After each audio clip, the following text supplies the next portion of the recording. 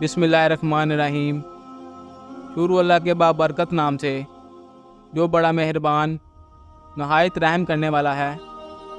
MKN specs کے معزز خواتین و حضرات، السلام علیکم۔ محترم ناظرین گرامی، حضرت موسیٰ علیہ السلام اللہ کے برگزیدہ پیغمبروں میں سے ہیں۔ آپ کو اپنی نبوت کے دوران اللہ سے ہم کلام ہونے کا شرف بھی حاصل ہوا۔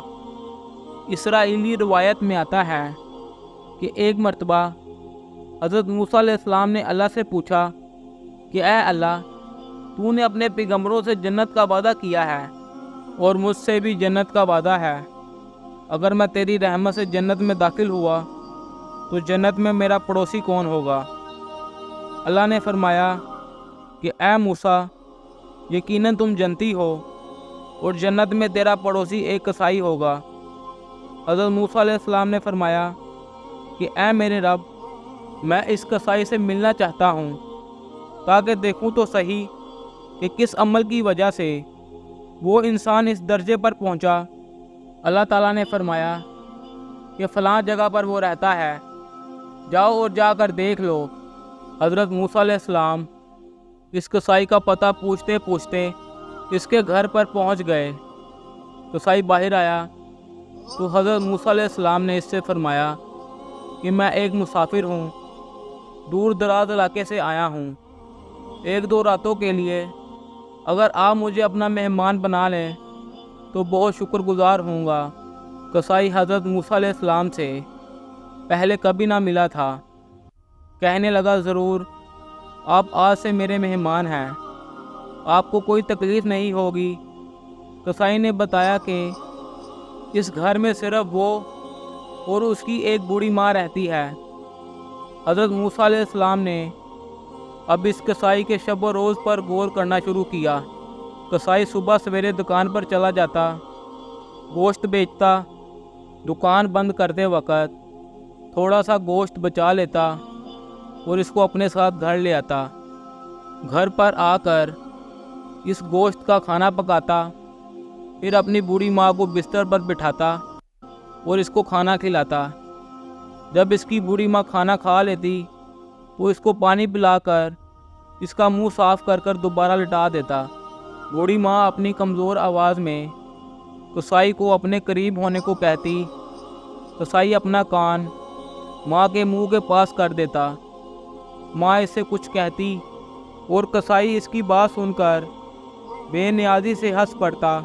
پھر قصائی باقی کھانا حضرت موسیٰ علیہ السلام کے سامنے رکھتا اور کہتا کہ کھانا تناول فرمائیں۔ حضرت موسیٰ علیہ السلام اس کے ساتھ کھانا کھاتے اور پھر قصائی ان کے آرام کا انتظام کرتا۔ 2 دن تک یہی روٹین رہی۔ پھر حضرت موسیٰ علیہ السلام نے اسے اجازت لی اور فرمایا کہ تمہارا بہت شکریہ کہ تم نے مجھے پناہ دی، اور میں یہ دیکھ کر بھی متاثر ہوا تم اپنی ماں کے فرما بردار بیٹے ہو، لیکن میں تم سے ایک بات پوچھنا چاہتا ہوں۔ قصائی بولا جی فرمائیں۔